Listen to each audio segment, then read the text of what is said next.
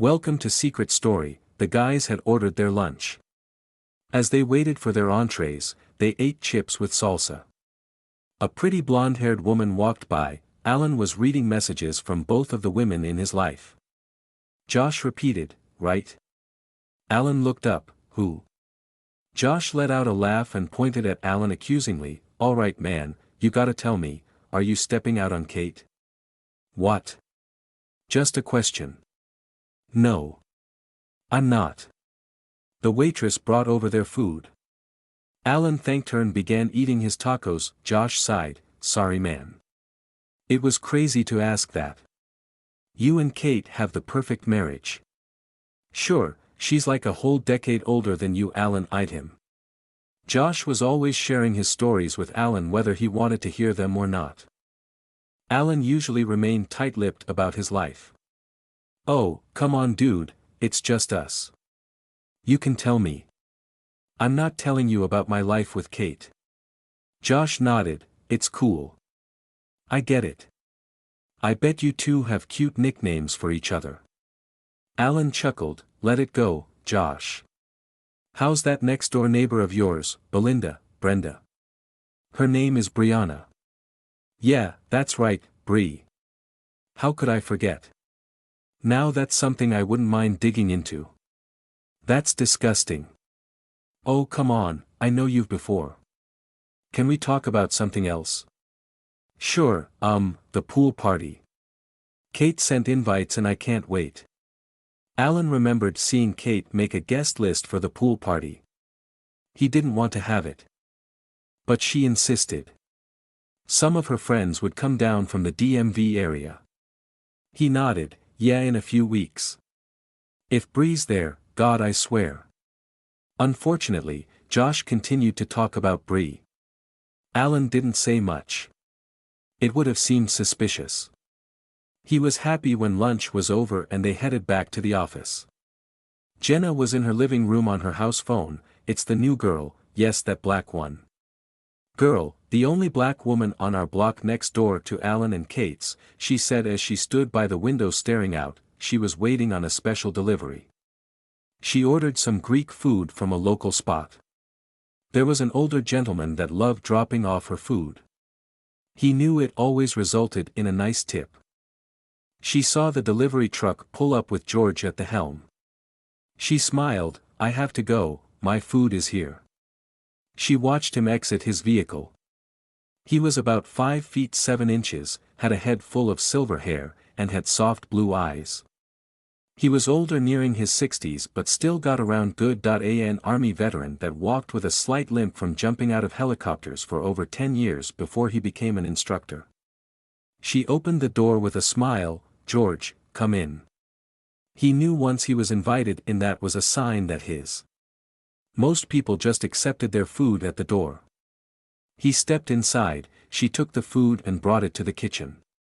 "You know what Mama wants," she belted from the kitchen. She placed the food to the side. It would be ready for her husband when he got off work. She wasn't much of a cook, but she could order damn good food. She walked back to the living room and saw George sitting on the sofa. Since Jenna didn't take good care of her teeth, she wound up having to have most of them pulled and wore dentures. She had left her dentures in a cup on the counter. "Ready to have your?" He nodded vigorously. He put it on anyway. He wasn't taking any chances. He appreciated the free, but didn't want them to come at a cost to his health. Oh my God. He little time left. He did have other deliveries. "George, you are amazing." "Thanks, doll. I'll see you again next week," he said, expressing his gratitude and reassuring her that he did enjoy their moments. After he left, she got cleaned up. Her husband would be home from work around 5 p.m. And so would Alan. She loved getting a glimpse of him when he'd pull into his driveway. How did Kate get so lucky to find a young buck like Alan, she thought. She wanted a young buck, but not just anyone. She wanted Alan. She only had to get him alone, but how? She sighed. One day Alan. Chapter 7. After a long day, the three were happy to share one another's company at Bree's home. They were in the dining room eating zucchini pasta with butter garlic shrimp. they each gave an account of what they experienced with Jenna. "You don't like dogs?" asked Alan. "I love them, but I need a big dog. We had German shepherds when I was back home." Alan nodded. He wanted a dog, but he and Kate could never decide on what kind. Plus, with her energy being low, she didn't feel she could provide a pet with much attention. Her garden was the only thing she liked to devote time to besides time with Alan, and now Bree. Kate pushed her plate aside. "The food was amazing, but I can't take another bite." "It's okay, I'll grab those plates." Bree stood and cleared the area and walked to the kitchen. She spoke loudly, "I got the invite to the pool party." "Oh great." She walked back in with more wine, and Kate nodded. Bree filled her glass and gave Alan a little more. "Is it okay if I bring a friend? She's moving up from Florida and needs a place to crash until her house is ready." "Of course, bring as many friends as you like." "And swimsuits?" Alan chimed in, nothing too revealing. Kate laughed. "Josh will be there along with some of his friends. I'm sure he'll be eyeing you pretty hard." Alan grunted, "I was this close to, he's just so. I'll be sure to be covered up." Kate looked at the time, it was getting late. And since she had a few glasses of wine, she did feel a little frisky. "We should get home." He nodded, "I'll be over shortly." She stood and kissed his forehead before leaving out the back door. He stood and walked over to Bree. "Friday. I'm dropping Kate off at the airport, can you take the day off and ride with me?" She nodded, "I would love that." Go home. Kate joined Alan in the bathroom to clean up.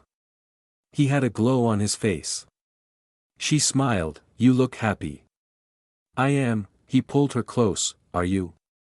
"I am. This is perfect." Alan thought about his fantasy. His birthday was fast approaching at the end of June. He wanted to plan a trip to New Orleans since Kate had never been. And since Bree was from there, she could tag along and be a guide amongst other things. Kate knew when Alan was up to something. He had this look of mischief on his face. "What are you up to?" "Huh?"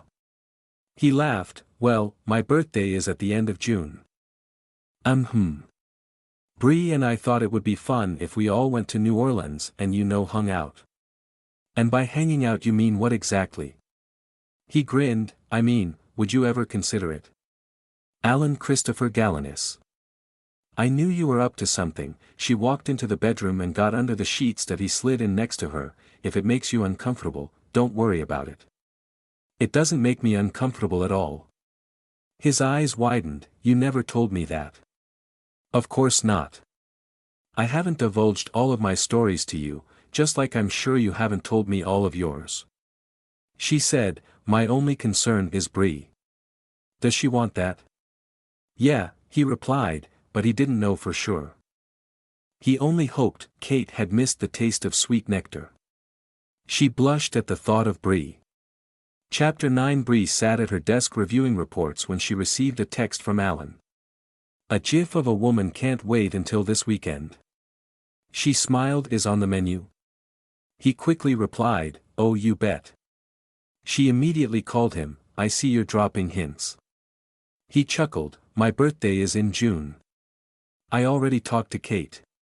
She said she's up to it if you are." Bree was silent. "I don't know. It's not a no, but that I have to think about it. Maybe you can convince me this weekend." "I can do whatever you want this weekend if you say yes." "We'll see about that, Mr. Allen." He laughed, "I'll talk to you later."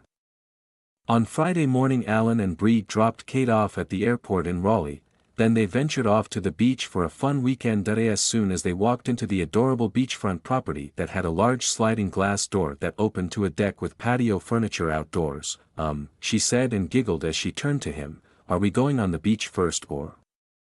I guess this means later." You like it?" "I love it, baby." And she did. She was sweeter than honey to him and he enjoyed every bit of her.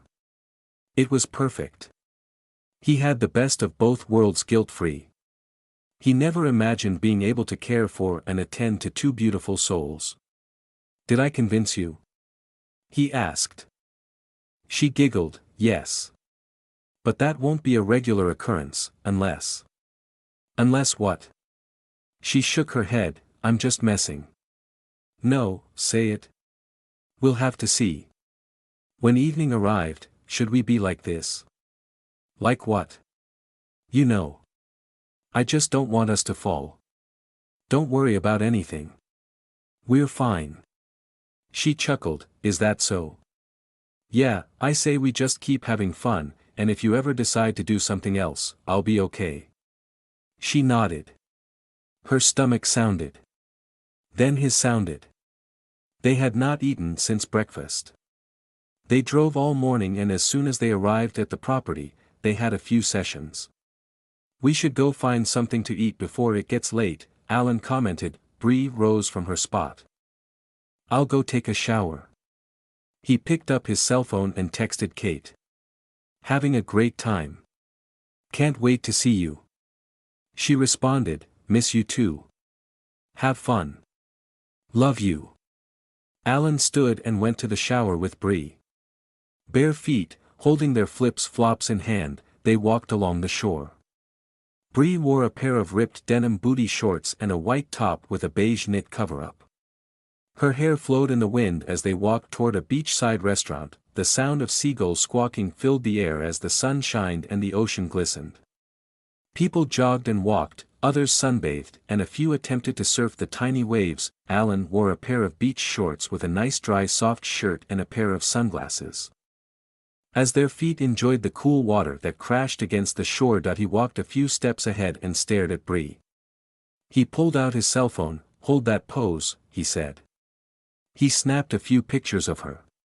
He was always ready to capture a great shot, and it helped that she loved taking pictures and posing for him. After he had taken several shots, they continued to the spot that served seafood and hamburgers. They were seated at the table reviewing the menu and having a pleasant conversation about what they wanted to eat. When the server walked up, he took their order, grabbed the menus, and left. Alan smiled and told Bree about his week at work.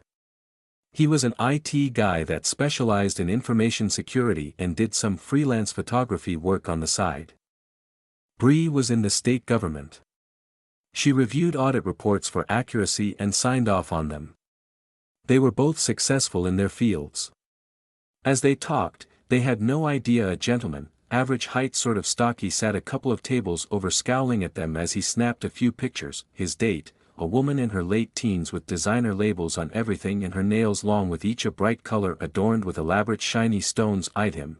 What are you doing? She asked. He grunted and shook his head.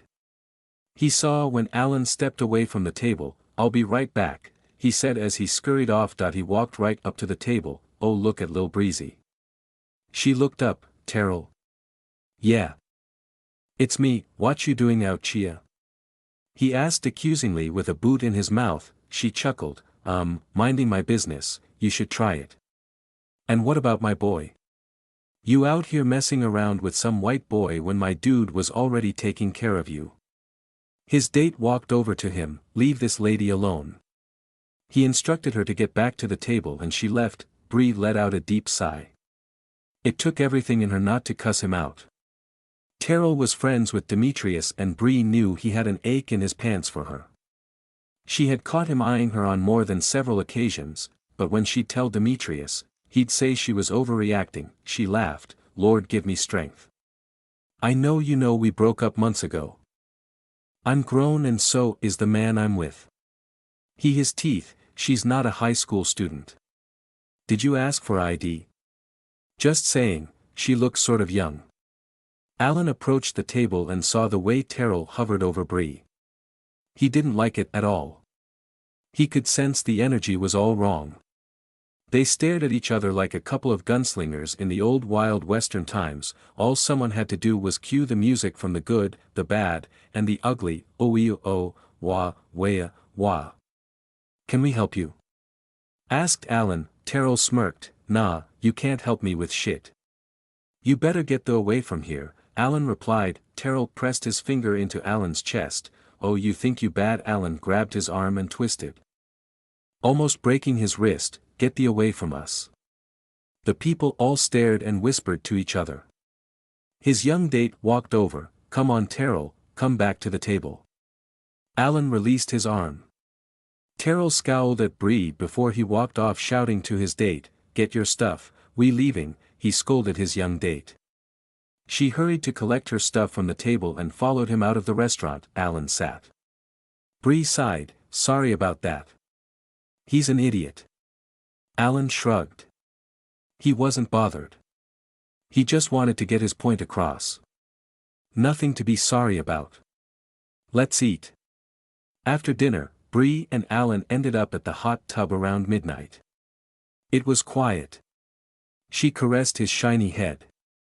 He laughed, "You like my bald head?"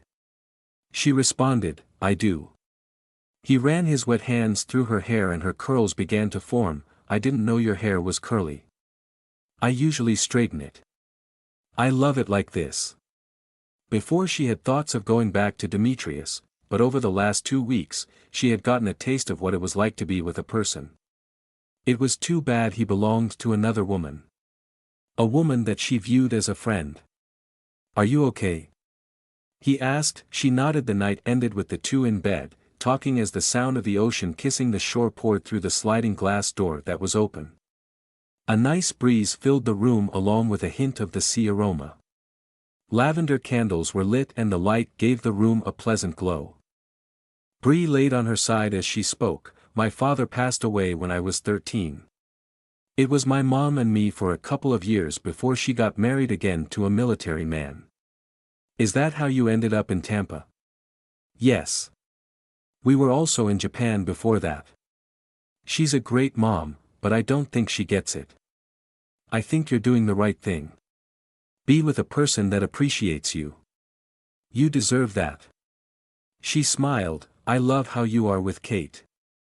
Like even though we're here doing this, you never miss a chance to tell her how much you love her."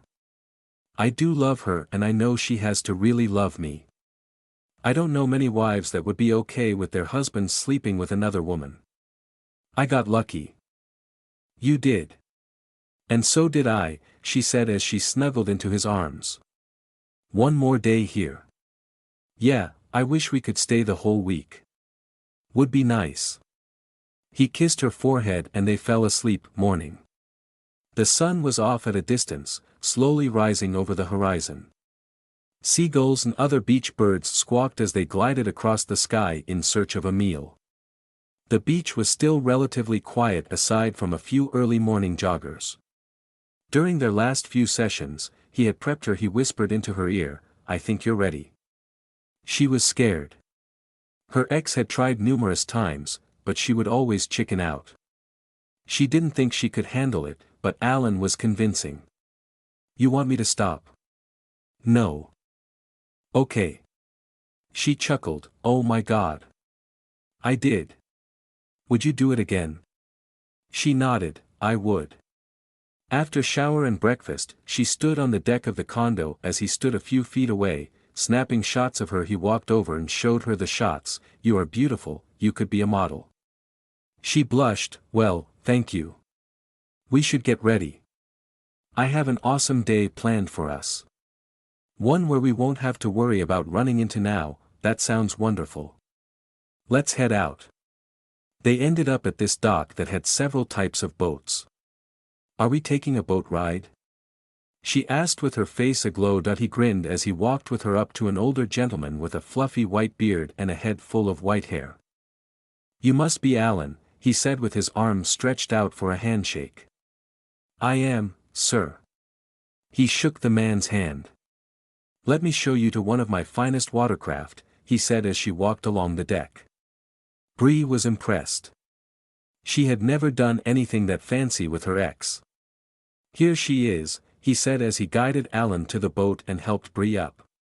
It was a Cutwater C-24, a nice-sized craft. He showed them around. "There's a bathroom, nice and clean," he pointed to the ice chest. "There are drinks and the sandwiches and fruit you asked for, and I think that's about it," he said with a smile that was full of wisdom and life. "Are you not taking us?" asked Bree. They chuckled. "Well, your boo Tang here told me he knew a little about sailing boats." I thought I'd let him try. She gave Alan a look. He laughed, I have a boater's license. They don't give those to just anyone.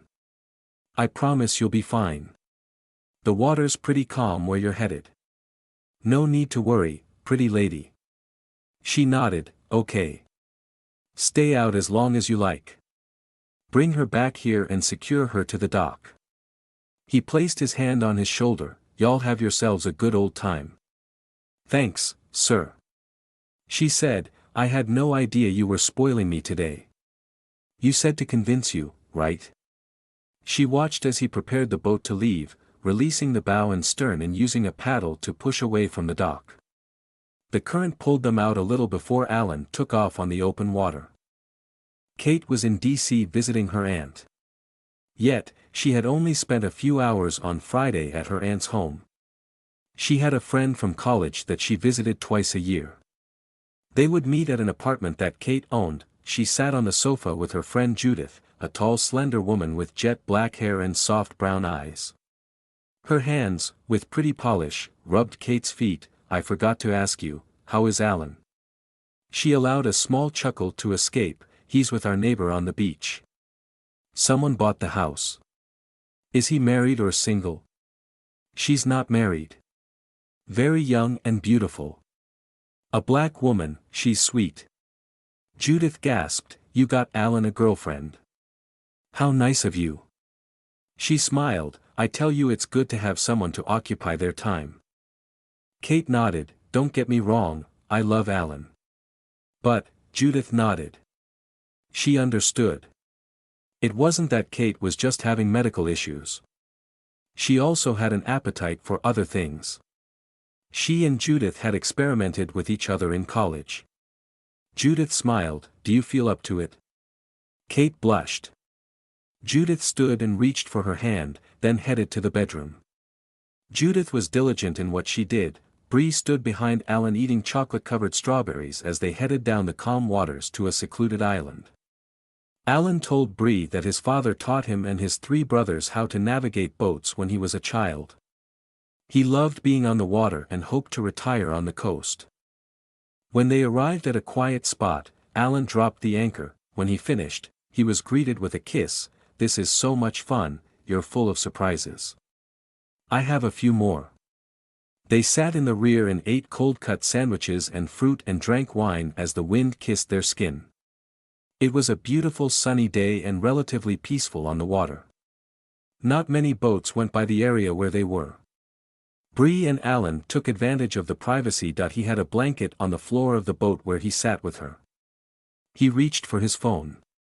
We should skinny dip after this, he suggested. She nodded, okay. Just for a little while. 1 lap around the boat. Alan jumped off first and waited at the rear. Come on in. She looked around, then jumped in. He stole a kiss, then swam off, and she hurried to catch up with him. She was impressed with his ability to swim, but he was a triathlete, so swimming was easy for him. He had already circled the boat when he caught up to her on the side. We should head back, or do you want to stay a little longer? A little longer, she responded. After they had returned from the trip, they ended up back at the condo. I hope you had fun, he said as he played in her curls. I did. Next week you want to do our place or yours? We can take turns, she smiled. They had helped Bree find a fence guy to build a fence that connected to their property, which had a door where they could visit each other freely. This was to keep their nosy neighbor Jenna in the dark. Alan and Kate didn't care, but Bree didn't like people in her business like that, plus she didn't want to have to chin-check Jenna for running up on her as she had done previously. Bree's cell phone lit up several times. She grunted as she was about to check the message. Demetrius had gotten her number again. He had sent more than 10 text messages and 5 voice messages. Don't respond, said Alan. He only wants your attention. Don't give him the satisfaction. I know, but he'll just keep calling. He reached over and turned off her phone. You're here with me. If he had done what he was supposed to do, you'd be with him.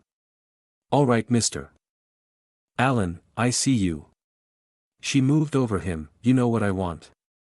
His face shined. What? I love that you're always ready. Chapter 11. After basking in the sun all weekend, it was time to head back. A beautiful drive revealed to both Bree and Alan that the weekend was more than a getaway. They shared intimate stories about their youth and the plans they had for the future. Bree reached over, allowing her hand to caress Alan's head. His head turned and his eyes danced. That this wasn't his wife, but this was a woman he was fond of. A smile appeared on both faces before they turned to look at the road ahead. Only an hour left on the drive and it would be back to business. Surprisingly, 2 days went by and Bree didn't receive any phone calls or messages from Demetrius. Bree had just gotten home from work. She parked her car in the garage, took off her heels, and went inside. Kate called. "Hey Kate, how are you?" she asked with cheer in her voice. "I'm well. I was just calling to check in. I mean, Alan told me about what happened at the beach with some guy." "Yeah," she placed her key on a hook. "Girl, it was a whole mess. He tried to buck on Alan. I bet that didn't go over well," she joked. "And didn't." Alan went into Bruce Lee mode and almost took the boy's arm off his shoulder. They shared a chuckle. "He's not one for foolishness." "Well, I'll be home Friday. I was hoping you could help me shop for the party. Maybe cook a few of those fancy Creole dishes you told me about." "Oh, course love, I can do that." "Okay, take care." Bree headed upstairs, landed in the bedroom, and started a shower.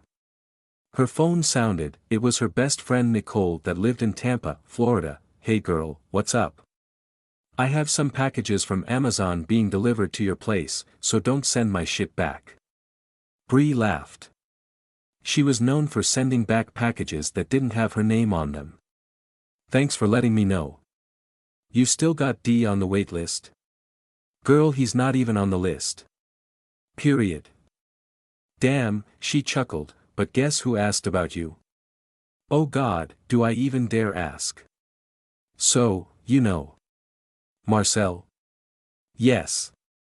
He was looking all googly-eyed when I told him you might be breaking up with D.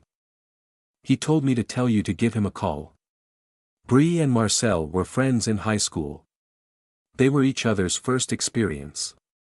Bree knew her mother preferred her to marry a nice-looking black American man that could provide. She and Marcel became friends. Yet, after Bree met Demetrius, she still found herself confiding in Marcel. Demetrius didn't like the relationship Bree had with Marcel. He felt like they were too close. However, he never pushed the issue. He knew Bree's mother was fond of him and he would sway her in his direction. Plus, his move to North Carolina was part of his plan to get Bree away from the distraction. "Marcel. Are you going to call him?" "I don't know. I have to get in the shower." "All right. But I think you should. You two were crazy about each other." The call ended. Did she want to venture back down that path? It was twofold.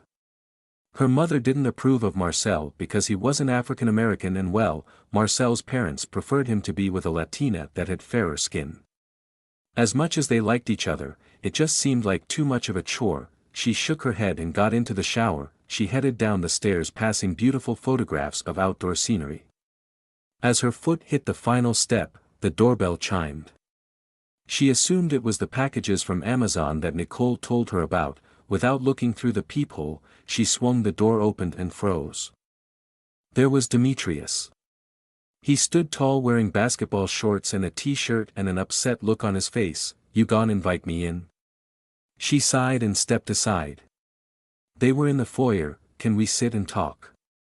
"I don't know why you're here." "I've been waiting on your response, Brianna. You remember the conversation we had?"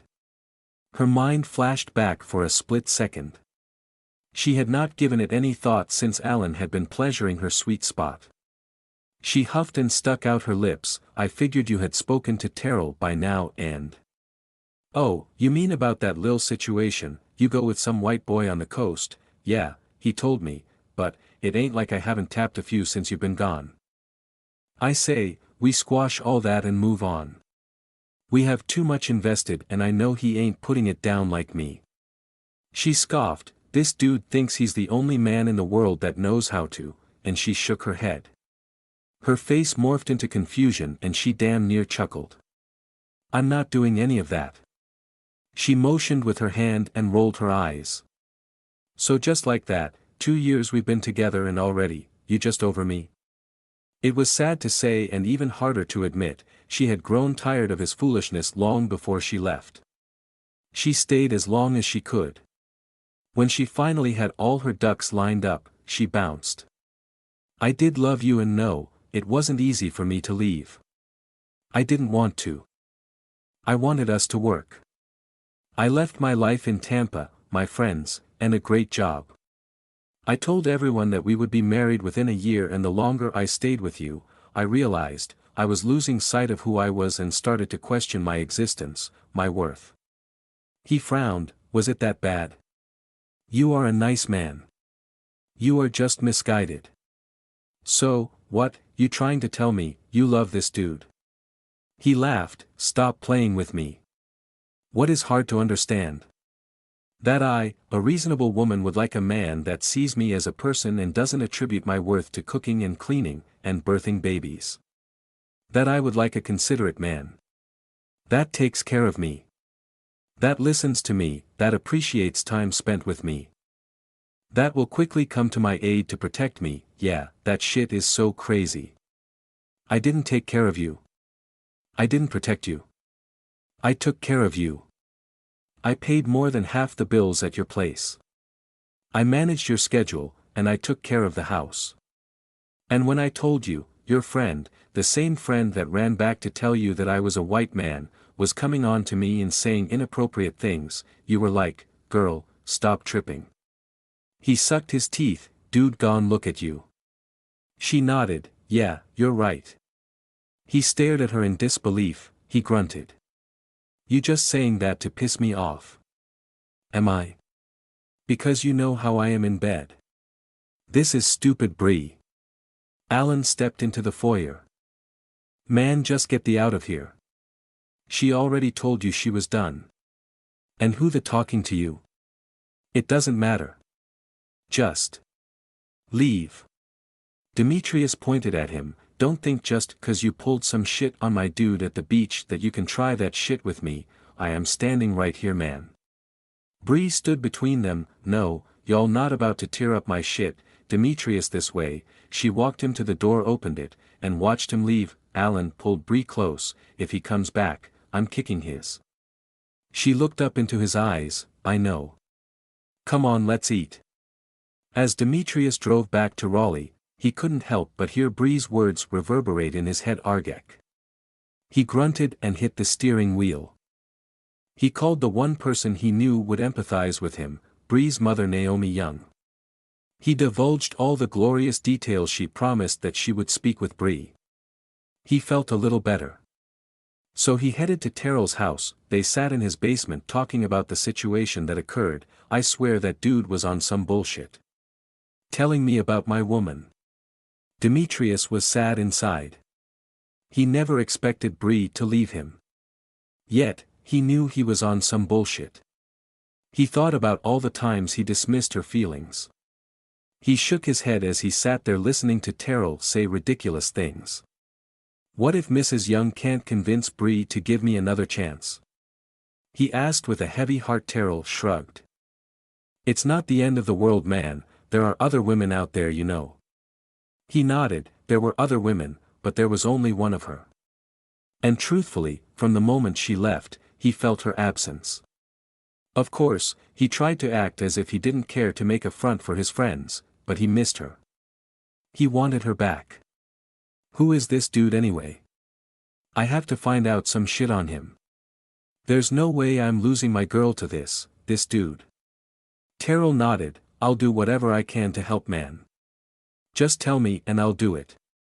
Chapter 12. Bree was in the kitchen preparing to set up dinner for her and Alan. Alan was in the living room on his cell phone with his friend Steve that had just called. "I'm about to have dinner," he said as he watched the news. "Aren't you lonely, man? Just come over." He grinned and looked back at the woman putting food on plates. "I'm all right. Alan was dying to tell his friend about Bree, but he didn't know how he would react. Are you coming to the gym Saturday morning? I'll be there. He ended the call, stood to his feet, and walked over to the table. He sat and smiled, baked fish, sautéed asparagus, and rosemary red potatoes. This looks amazing. She sat across from him. Thank you. She didn't plan on doing wifey shit, but there she was cooking for him nightly while Kate was away. She didn't mind. She loved that he appreciated her cooking. He'd always express his gratitude and compliment her cooking after he was done eating. Bree's cell phone sounded, and she huffed. She knew it was her mother. At some point, you'll have to talk to her, Alan said. I know, but not now. I've had enough drama for one day. They began eating. Alan had struggled with what he'd do when Kate returned home. But he missed his wife and knew he'd need to spend some quality time with her for a few days. I'm probably going to be busy this weekend. Kate returns Friday. She smiled. I figured. It's okay. He nodded. Have you told any of your friends about that I'm a married man that lives next door? He chuckled. Does seem kind of wild, right? She nodded. I've been dying to say something. I almost had a slip-up, but I don't know how any of them would take it. My girl comes next week and will be here until June 4.